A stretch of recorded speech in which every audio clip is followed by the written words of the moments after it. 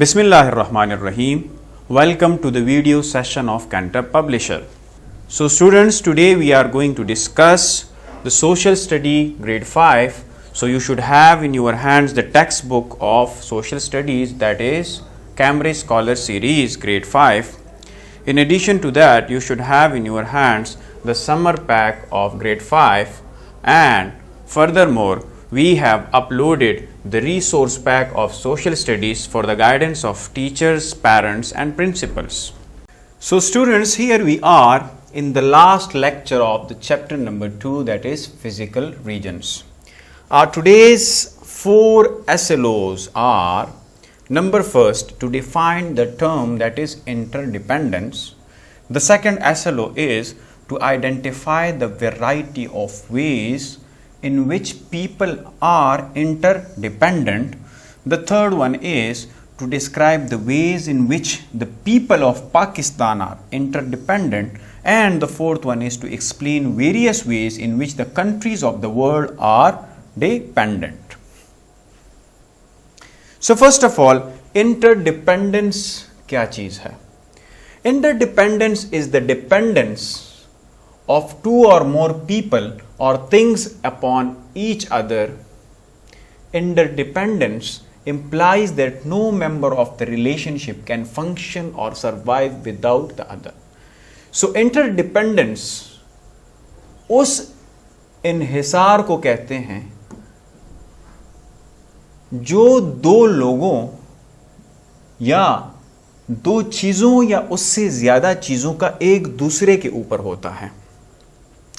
अगर एक member relationship का फंक्शन करेगा तो उसके सरवाइव करने के लिए, उसके फंक्शन को एक्टिवेट होने के लिए दूसरे की जरूरत होती है. So in an interdependent relationship all participants are emotionally, economically and morally independent while at the same time responsible for each other. So interdependent relationship, एक दूसरे पे इन्हिसार का जो रिश्ता है वो यकसर तौर पे अगर वो अपने काम के हवाले से देखें तो इमोशनली, माली लिहाज से और अखलाकी लिहाज से एक दूसरे से इंडिपेंडेंट है, लेकिन सेम टाइम में रिस्पॉन्सिबल भी एक दूसरे से हैं. वो कैसे? सपोज करें, हम एग्जाम्पल लेते हैं कि let us see interdependency to build a house.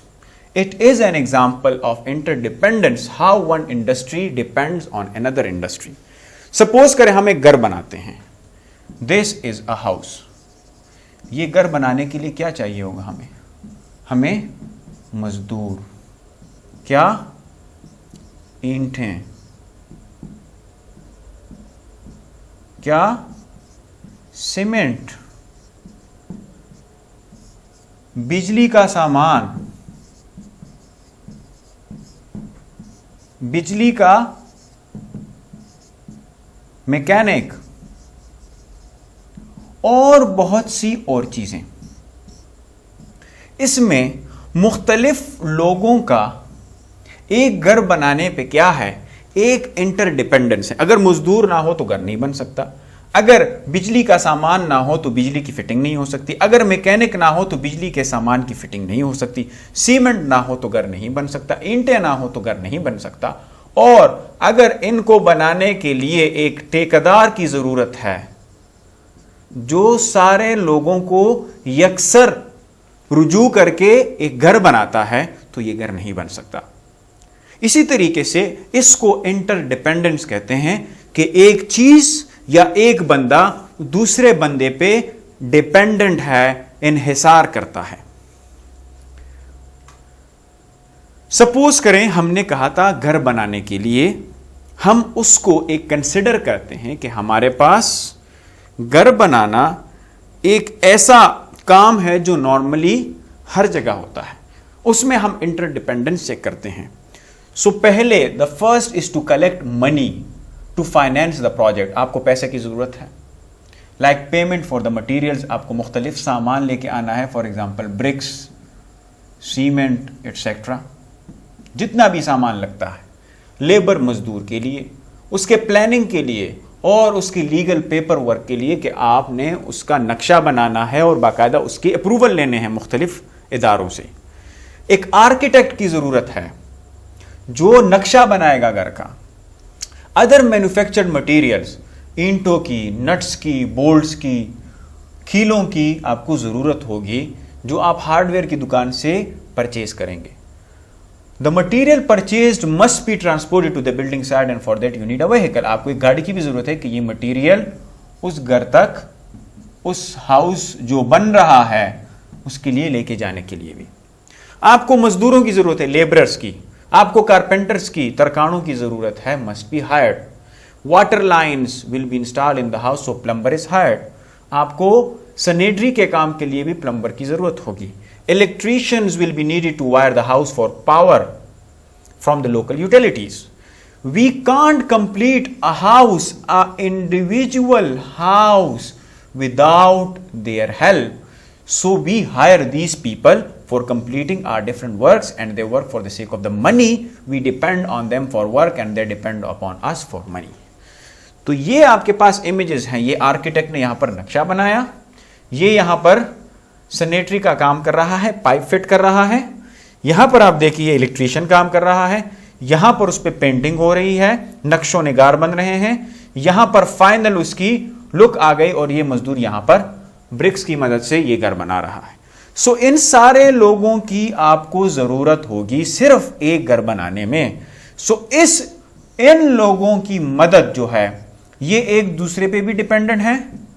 ये लोग मुख्तलिफ अशिया जो यहां पर इलेक्ट्रीशियन का काम होने के लिए जरूरी है, ये यहां पर जो पाइप को स्क्रू रेंज यहां पर लेने की जरूरत है, इन सारी चीजों को जब मिलाते हैं हम तो इसको इंटर डिपेंडेंस कहते हैं, एक दूसरे पे इन्हिसार।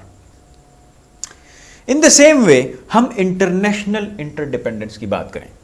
हमने एक हाउस को एज अ एग्जाम्पल लिया और हमने अब इंटरनेशनल लेवल पे इंटरडिपेंडेंस चेक करनी है पूरी दुनिया की सतह पे, पूरी दुनिया के लेवल पे, जिसको हम ग्लोबल भी कहते हैं।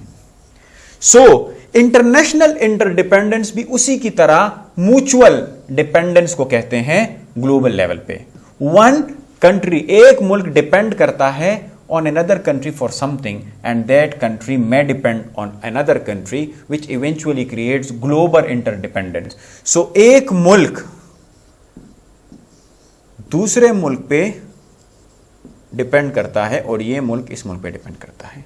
सपोज करें ये मुल्क जो है ये मुल्क खुदादाद पाकिस्तान है, तो पाकिस्तान के पास कॉटन जो है वो हमारा बेस्ट होता है। तो पाकिस्तान के पास अगर कॉटन की प्रोडक्ट ज़्यादा है तो वो इसको एक्सपोर्ट करता है। फॉर एग्जांपल ये कोई वेस्टर्न कंट्री है, सपोज करें ये जर्मनी है या ये अमेरिका है, तो यहाँ पर ये कॉटन एक्सपोर्ट करता है तो इस मुल्क से यहाँ पर पैसे आते हैं। इन टर्न्स ये जो ममालिक है ये पाकिस्तान को मुख्तलिफ और अशिया देते हैं। फॉर एग्जांपल हमारे पास जितने भी आइटम आते हैं, फॉर एग्जांपल कॉस्मेटिक्स के, तो पाकिस्तान जो है वो वहां से कॉस्मेटिक लेके आता है, इंपोर्ट करता है, और पाकिस्तान यहां से कॉटन एक्सपोर्ट करता है, तो एक दूसरे पे इन्हिसार है। So importing and exporting of goods and services highly contribute to global interdependence. तो certain commodities such as oil have created a global interdependence. जिस तरह आजकल ऑयल जो है उन्होंने एक दूसरे कंट्रीज पे इंटरडिपेंडेंस क्रिएट की हुई है। जिन ममालिक के पास ऑयल का ज़ख़ीरा ज़्यादा है तो वहाँ पर उसकी अहमियत ज़्यादा है, क्योंकि ऑयल की अहमियत हर जगह पे है। ऑयल से कार्स चलते हैं, इंडस्ट्रीज चलती हैं और मुख्तलिफ आपके पास पावर प्लांट्स चलते हैं, एटसेट्रा एटसेट्रा। सो ऑयल एक ग्लोबल इंटरडिपेंडेंस का जरिया बन गया है between the country that produce the precious commodity and those that cover it. So basically international interdependence भी वही चीज है। जिस तरह हमने घर की मिसाल ली, तो इस तरह मुल्क भी एक दूसरे पे इन्हिसार करते हैं। इंटरनेशनली अगर हम बात करें तो countries well being depend on the cooperation of another country. इधर इस इमेज को आप गौर से देखिए। चाइना पहले ये वाला रूट इस्तेमाल करता था, तांजियन पोर्ट, यहां से ये शिप इस तरह जाता था हांगकांग और फिर इस तरह पैसिफिक ओशन से होता हुआ इंडियन ओशन में ये आ जाता था और इस तरह इस रूट के थ्रू यहां पर ये बिजनेस करता था। ये उसका रूट था। लेकिन with the passage of time Pakistan की इंपॉर्टेंस और चाइना की इंपॉर्टेंस का आप यहां से अंदाजा लगा सकते हैं कि चाइना ने यहां काशगर से एक रूट बना लिया जो गवादर पोर्ट तक आता है, जिसको सी पैक कहा जाता है। तो देख लें कितना रास्ता जो है वो यहां से पहले सफर करना, अब यहां से सफर करना कितना शॉर्ट हो गया है। तो जितना रास्ता कम होगा तो जितनी भी कमोडिटीज हैं, सामान पे खर्चा कम आएगा और वो चीज सस्ती होगी। So in that regard they become interdependent only when they realize that there are economic gains in trade। तो इंटरडिपेंडेंसी जब होती है जब लोगों को पता हो कि एक दूसरे से वो माली फायदा ले सकते हैं। इसकी एग्जांपल मैंने आपको दी कि Pakistan and China are highly interdependent because both country realise the importance of each other. दोनों को अपनी अहमियत का अंदाजा है। तो China Pakistan economic corridor is a mega project जिसकी $45 बिलियन 45 बिलियन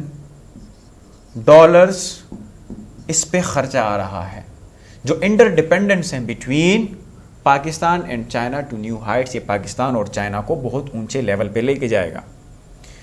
ये प्रोजेक्ट बिगिनिंग में एक journey towards the prosperity of Pakistan की खुशहाली और चाइना की खुशहाली से लिंक्ड है। बिकॉज जब ये रूट इस्तेमाल होगा तो इस रूट से पूरा पाकिस्तान जो है वो फायदा उठाएगा और यहां पर मल्टीपल चीजें यहां पर होंगी, क्योंकि जब ये रूट इस्तेमाल होगा तो पाकिस्तान इसकी मद में वो चीजें आसानी से चाइना से इंपोर्ट कर सकता है और पाकिस्तान के थ्रू वो जा सकती हैं जो पहले इतना बड़ा रास्ता कवर करती थी।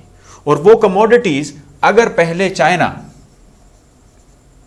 एक डॉल फॉर एग्जाम्पल प्रोड्यूस करता था 10 रुपीज में इस लंबे वाले रूट से, और वो जाती है यहां पर सऊदी अरेबिया, यहां पहुंचती है वो डॉल, उसकी प्राइस 10 रुपए होती है अगर इस रूट से जाएगी।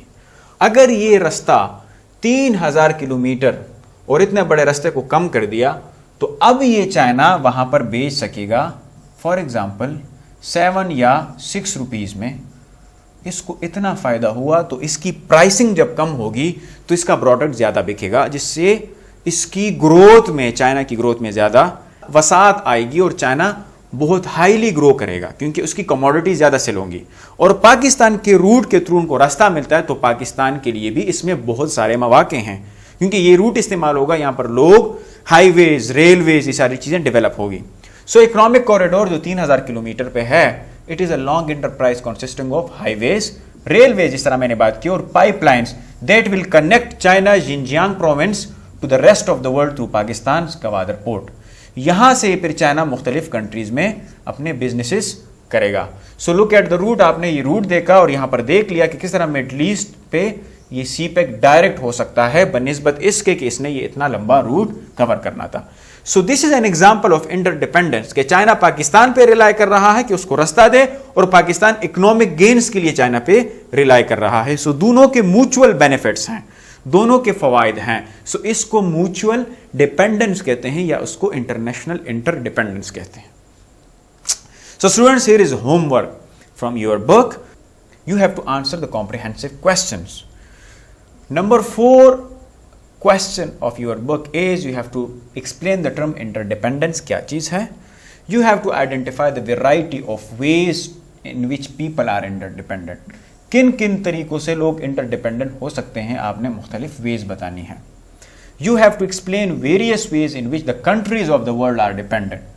वो कौन से वेज हैं जिस पे कंट्रीज एक दूसरे पे इन्हिसार करते हैं. The next is the homework from your summer pack.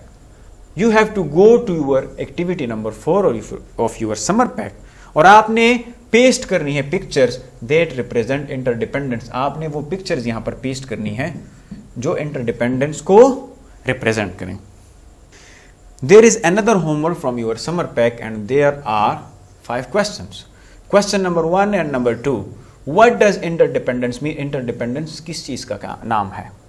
And how do you practise interdependence in your life? आप किस तरह इंटरडिपेंडेंस को प्रैक्टिस करते हैं? The second is again next SLO जो समर पैक में है उसके क्वेश्चन नंबर 1, 2, 3, क्योंकि यहाँ पर हैं जो लास्ट 2 SLOs हैं, तो ये क्वेश्चन आपने इमीडिएटली समर पैक में इन क्वेश्चंस के नीचे मौजूद होंगे। How people of Pakistan depend on each other economically? कैसे पाकिस्तान के लोग एक दूसरे पर डिपेंडेंट हैं? And how countries are dependent on each other and how? Give example of any 2 countries. 2 किसी भी कंट्रीज के बारे में बताएं जो एक दूसरे पर डिपेंड हो, जिस तरह मैंने पाकिस्तान और वेस्टर्न कंट्रीज में अमेरिका या जर्मनी की आपको मिसाल दी। आप यहां पर ये लिख सकते हैं कि किस तरह बाकी 1-2 कंट्रीज के बारे में आप इंटरडिपेंडेंस बताएं। Can you run your industry alone? क्या आप अपनी इंडस्ट्री एलोन रन कर सकते हैं? अगर नहीं तो बताएं रीज़न क्या है। रीज़न इज़ वेरी सिंपल कि एक बंदा अकेले इंडस्ट्री नहीं चला सकता, उसको मुख्तलिफ मजदूरों, अशियाओं की ज़रूरत होती है। So thank you so much for today's lecture. See you in the next class. Allah Hafiz.